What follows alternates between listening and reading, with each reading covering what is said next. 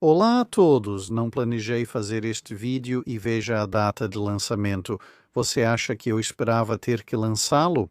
Não, quero dizer, eu nem tenho aquele título de vídeo de quinta-feira, então tive que usar o de sexta-feira. E não se preocupem, vai ter um vídeo de sexta-feira de verdade, aquele que eu realmente planejei, saindo amanhã.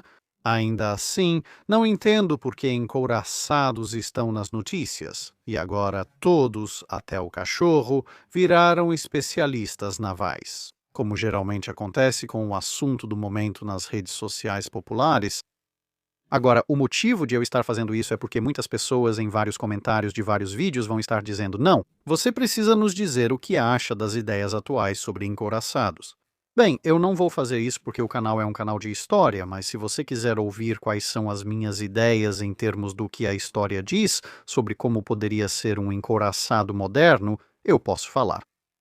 Bem, você pode. Bom, alguns de vocês vão participar da conferência no His Her Majesty's Ship Belfast, e para aqueles que não puderem, vocês poderão assistir às gravações dessas várias coisas assim que estiverem disponíveis. Vou publicá-las no ano novo e quero que isso fique registrado. Claro, para quem acompanhou os anúncios desta conferência, eu já planejava falar sobre como deveria ser um coraçado moderno. Antes dessas confusões surgirem, com isso esclarecido, vamos voltar à história. Porque uma coisa à qual fui submetido como resultado de todas essas confusões atuais é uma quantidade impressionante de pessoas, com algumas das opiniões mais historicamente ignorantes e ridículas sobre o que é um couraçado, e também porque eles não existem nas marinhas modernas há, bem, uns 80 anos. Quero dizer, completamente ignorando o fato de que o Iowa continuava voltando, sabe? Alguém deveria fazer um meme do tipo, de alguma forma o Iowa voltou. Mas ainda assim vou abordar duas coisas. Uma é, o que é um couraçado? E, em segundo lugar, por que os couraçados se tornaram obsoletos? Couraçados são vistos como obsoletos após a Segunda Guerra Mundial, especialmente por causa dos porta-aviões. Mas afinal, o que é um couraçado? Muitos dizem, claramente, aqui está um couraçado bonito e concordo, é visualmente atraente. Mas eles vão dizer, olha, um couraçado é um navio grande com canhões enormes e muita blindagem, ao que eu respondo, sim, parabéns. Você conseguiu definir um couraçado descrevendo o couraçado em sua forma final? Isso cobre só uma parte do tempo em que um navio poderia ser chamado de couraçado de fato existiu. Você basicamente fez o mesmo que olhar para um F-22 e dizer, claramente um avião de guerra é algo que tem revestimento furtivo, é armado com mísseis e movido por motores a jato. Sim, essa é a definição técnica de um avião de guerra moderno, mas não corresponde à maioria dos aviões de guerra nem define o termo. Porque sim, este é um couraçado com muitos canhões grandes e blindagem pesada, mas se voltarmos apenas algumas décadas, aqui está outro United States Ship Iowa. E sim, ela tem canhões grandes para a sua época, mas não são muitos. São apenas 4 deles, e alguns outros navios que eram definidos como couraçados na época dela tinham apenas 2. E ela tem bastante canhões menores, canhões intermediários, canhões pequenos, todo tipo de canhão, e pelo menos ainda tem uma boa quantidade de blindagem. Aqui está o His Her Majesty's Ship Canopus, basicamente contemporâneo do primeiro United States Ship Iowa, ao menos do primeiro couraçado Iowa. Sim, ela possui canhões grandes e vários menores. Veja nossos dados de blindagem, embora não seja uma quantidade enorme de blindagem, é considerável. Mas há alguns cruzadores da época dela que, tecnicamente falando, são até mais bem protegidos do que ela, pelo menos em termos de espessura absoluta.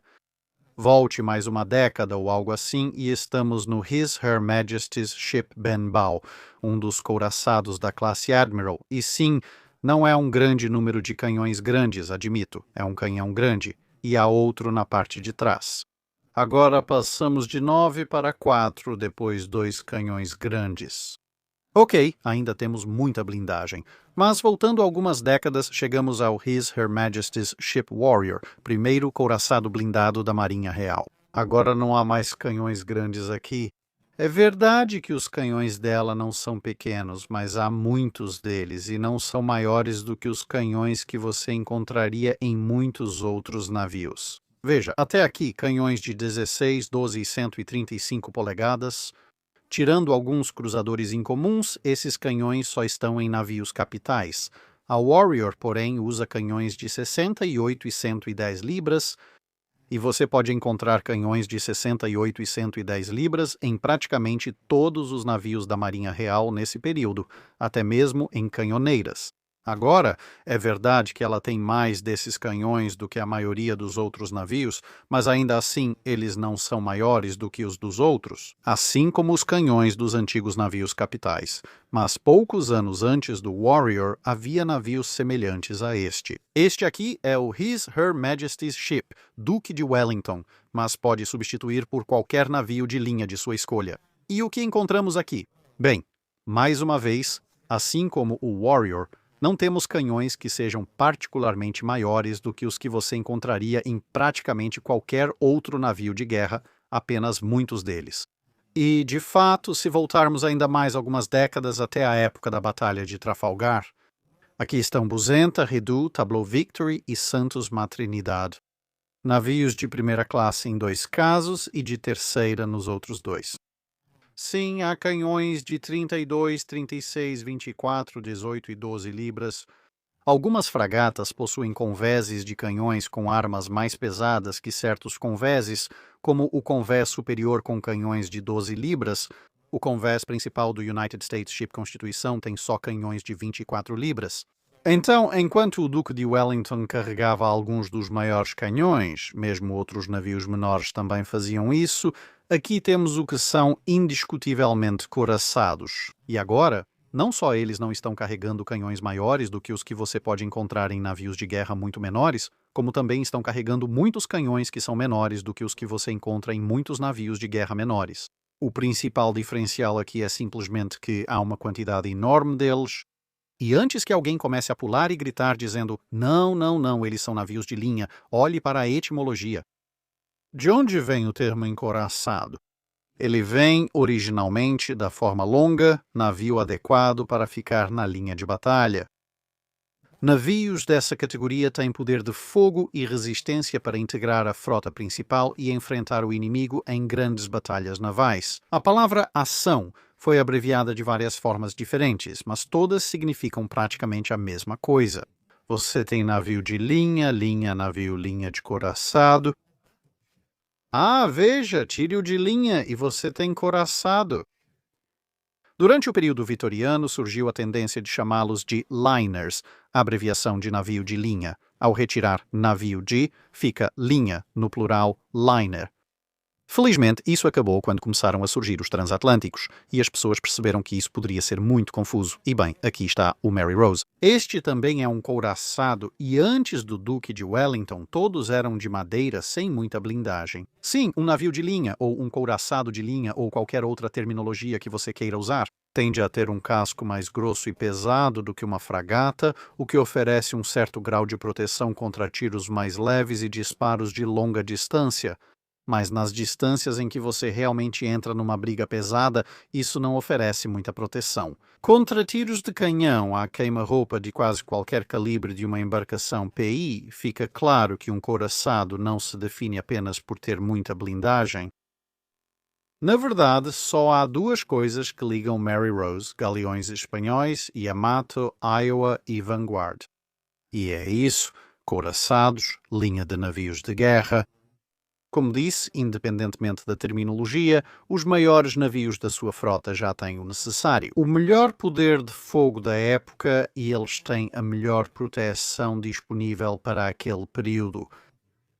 O fato de que, na primeira metade do século XX, isso significava canhões de artilharia gigantescos e placas de blindagem de aço não cristaliza e congela a definição de um couraçado nesse nível. As pessoas dizem, mas os últimos couraçados tinham isso? Sim, mas veja o que discutimos. Por essa definição, não poderia chamar encouraçados de couraçados, pois antes a definição seria navio de madeira com canhões de alma lisa. Você não poderia chamar o His/Her Majesty's Ship Devastation de couraçado, pois na época isso significava navio blindado com muitos canhões e o Devastation não tinha tantos. Ao avançar para a era dos Dreadnoughts, diriam que o Dreadnought não era um couraçado. Couraçados antigos tinham poucos canhões grandes e vários menores para bateria secundária. Não dá para se limitar ao nome do último couraçado ou ser muito específico sobre o que a última geração usava, pois a terminologia é meio fluida. Então, para recapitular, couraçado, no sentido mais verdadeiro da palavra, simplesmente significa um grande navio de guerra, com o melhor poder de fogo atual e a melhor proteção disponível atualmente. Se um navio atende a esse critério, pode ser considerado um couraçado. Se não se encaixa nesses critérios, não é um couraçado. Mas ele não precisa ter grandes canhões ou blindagem se isso não representar o que há de mais avançado em poder de fogo e proteção. Então, vamos para o que supostamente tornou os couraçados obsoletos. Por que a maioria das pessoas parou de usá-los depois da Segunda Guerra Mundial? Por que as nações que os mantiveram raramente os usaram novamente no mesmo papel de combate na linha de frente? Bem, muita gente vai dizer que foi o porta-aviões ou as aeronaves ou uma combinação dos dois, e certamente pode-se dizer isso. O porta-aviões então substituiu o couraçado como a principal unidade pesada de linha de frente em várias marinhas do mundo para projeção de poder no exterior durante a segunda metade do século XX e, obviamente, também no século XXI. Mas por que aconteceu isso? Será que foi porque os couraçados eram lentos? Não. Os couraçados mais rápidos eram tão velozes quanto os porta-aviões mais rápidos.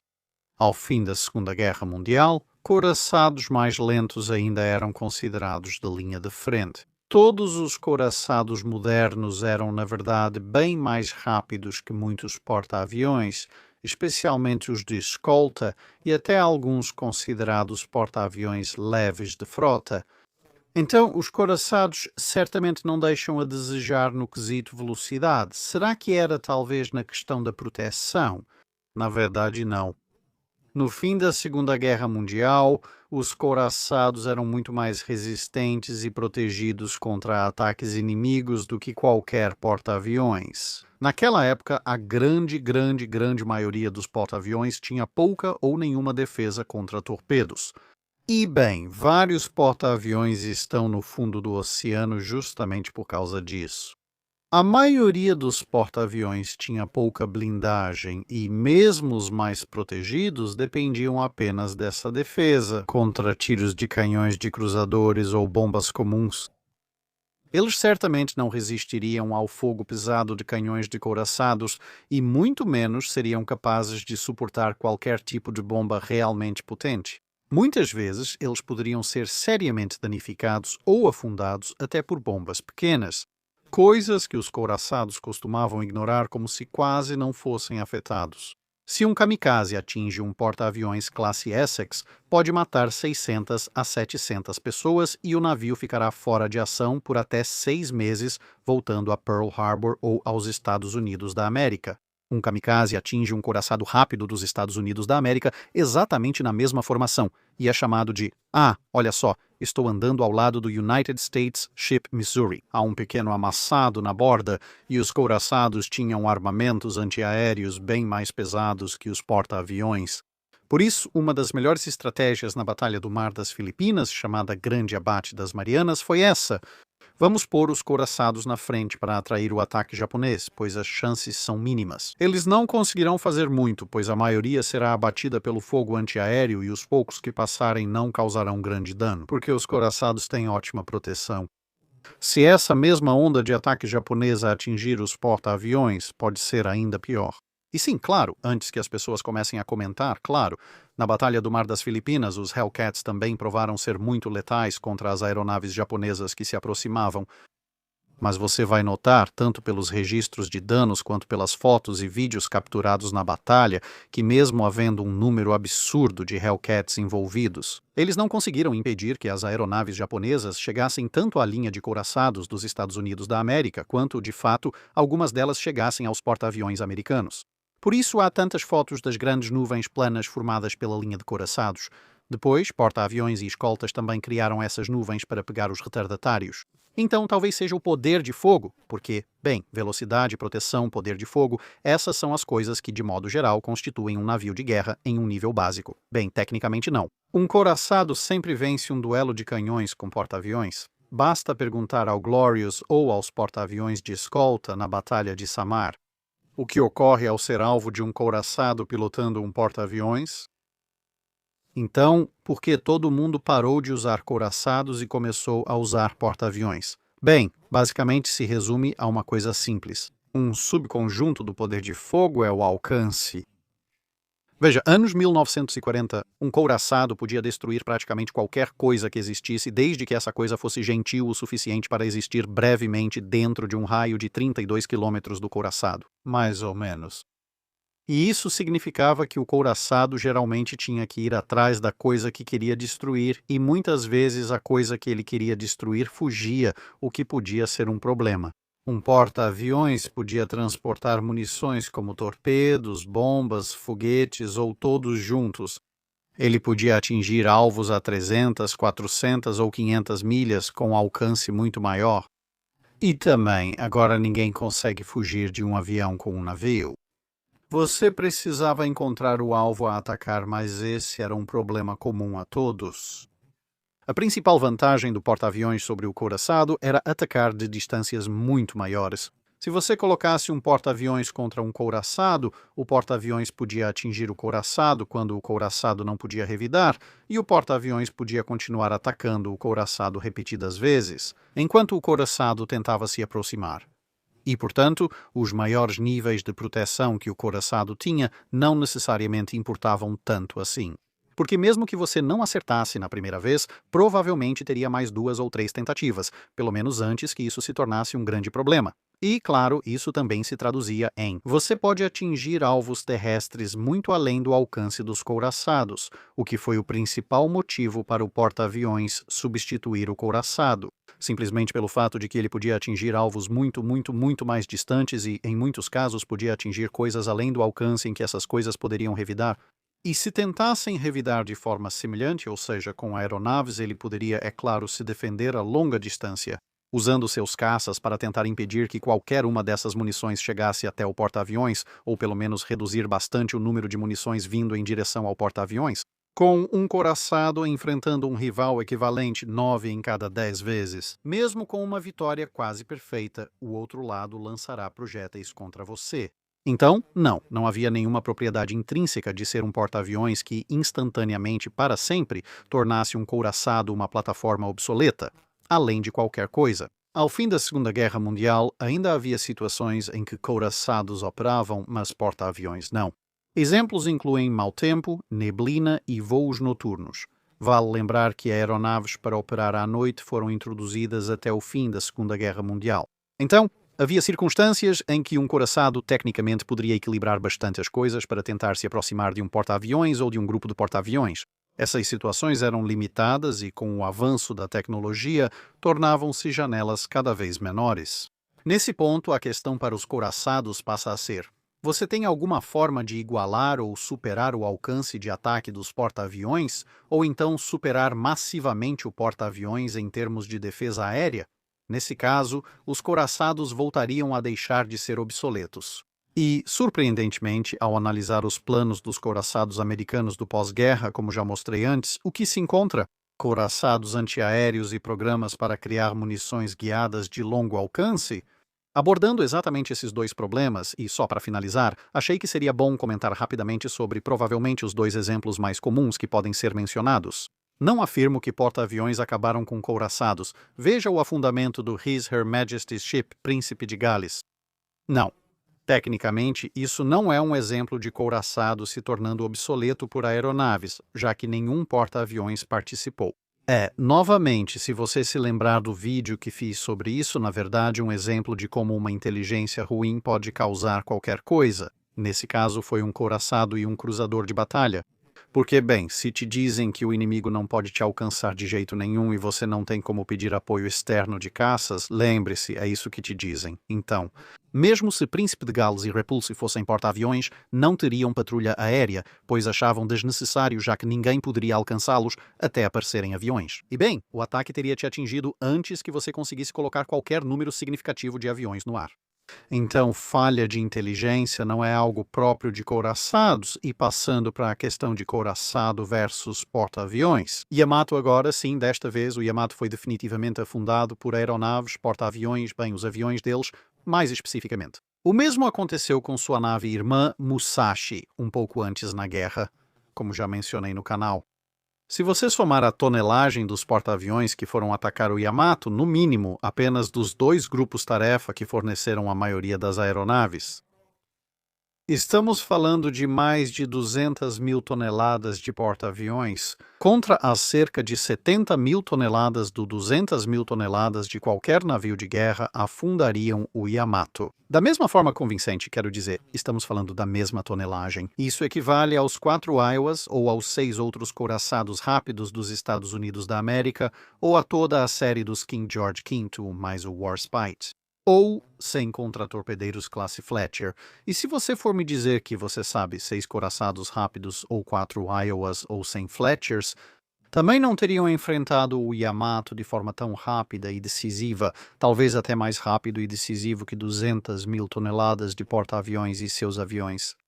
Bem, ok, se você quiser acreditar nisso agora, se 70 mil toneladas, ou seja, 2 classes Essex de aviões poderiam ter impedido o Yamato de se aproximar perigosamente, esse é um exercício de pensamento bastante interessante de se fazer, mas de qualquer forma, obviamente, o Yamato foi afundado.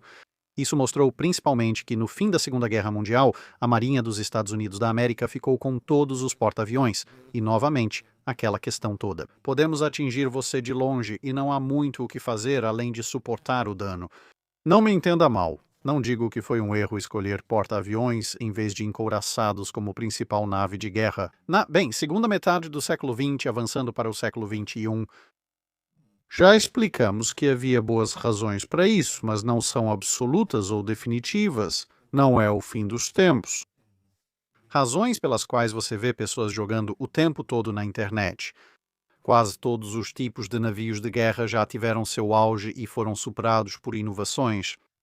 Depois, esse navio de guerra foi superado por algo mais novo. Mesmo assim, às vezes é um retorno a um conceito antigo, só que reformulado. Então, quem sabe como será o futuro?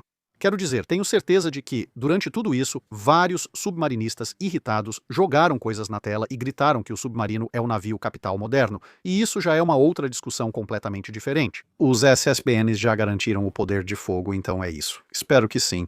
Isso resume um pouco mais precisamente o que realmente é um couraçado e o que não é, e por que os couraçados meio que desapareceram e foram substituídos por porta-aviões. Com isso, ou foram 25 minutos meio distraídos, ou você pode voltar a discutir no Twitter, Blue Sky, Facebook ou onde quiser. Essas discussões ocorrem agora, mas ao menos os gritos serão historicamente precisos. Tenho vários sacos de pipoca de vários sabores e, de certa forma, estou me divertindo muito com isso. Fico discretamente impressionado com quantas pessoas podem ser especialistas em guerra de tanques, e então rapidamente viram especialistas em caças de 6ª geração e logo depois em usinas nucleares. E logo aprendem tudo sobre os detalhes mais complexos do sistema jurídico de outro país.